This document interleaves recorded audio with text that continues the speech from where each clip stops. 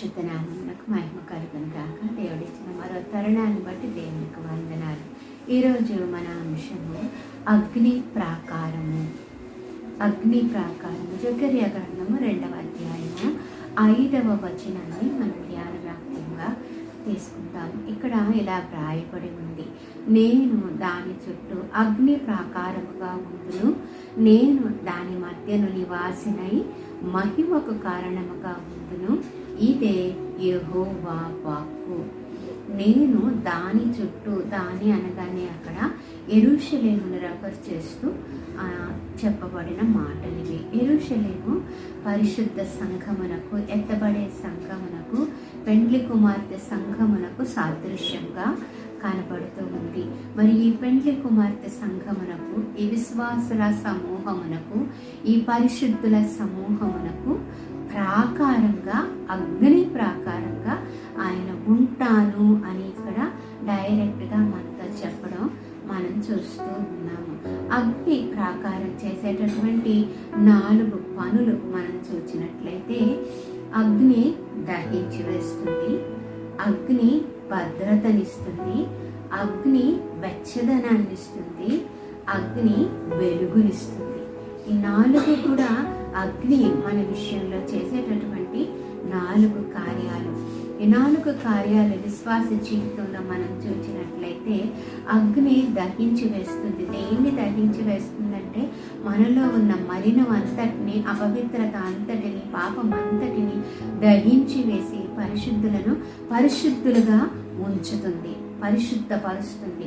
మనలను పెండ్లి కుమార్తె సంఘంలో ఎప్పటికీ యోగ్యంగా ఉండేలాగా పరిశుద్ధపరుస్తుంది.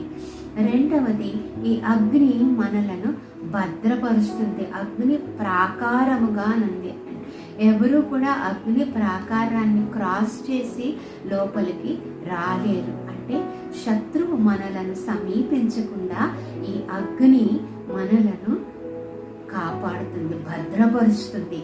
మరి అగ్ని వెచ్చదనాన్ని ఇస్తుందంట. అగ్ని వామ్సప్. వెచ్చదనం దేనికి గుర్తంటే, నీవు చల్లగానైనను వెచ్చగానైనను ఉండాలి, అలా కాకపోతే దేవుడు నిన్ను ఉమ్మి వేస్తాను అని ప్రకటన గ్రంథంలో చెప్పబడి ఉంది.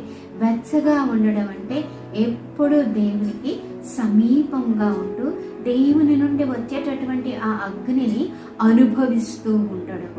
ఆ అనుభవం పరిశుద్ధతలో దేవుడు మనకు దయచేస్తాడంట.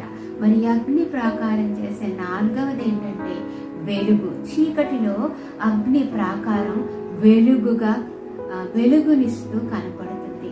పాపపు లోకంలో ఈ అగ్ని ప్రాకారంగా ఉన్న మనము వెలుగునిచ్చే వారంగా ఉండాలని దేవుడు చెప్తూ ఉన్నాడు. అది ఎలా జరుగుతుంది అంటే, ఆయన దాని మధ్య నివాసినై అని ఉంది.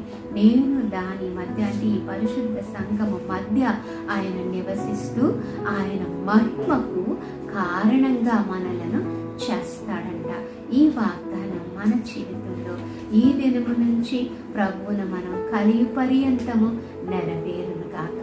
ప్రార్థన చేసుకుందాం. మహాపరిశుద్ధుడైన మా పరలోక ప్రియ తండ్రి, నీ ఘనమైన నామానికి వందనాలు. నీవు అగ్ని ప్రాకారంగా మాకున్నందుకు నీకు వందనాలు ప్రభా.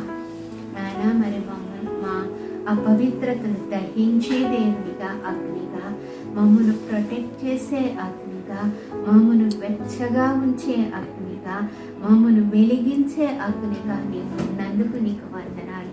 ఈ అగ్నిలో ప్రభా మేము నిత్యము ప్రభా ఆరిపోకుండా దహించి వేయబడుతూ నీకు మరింత సమీపంగా జీవిస్తూ మా చుట్టూ ఉన్న వారందరినీ వెలుగుమయంగా చేయనట్లు నీ కృప మాకు దయచేయమని యేసు నామములో అడిగి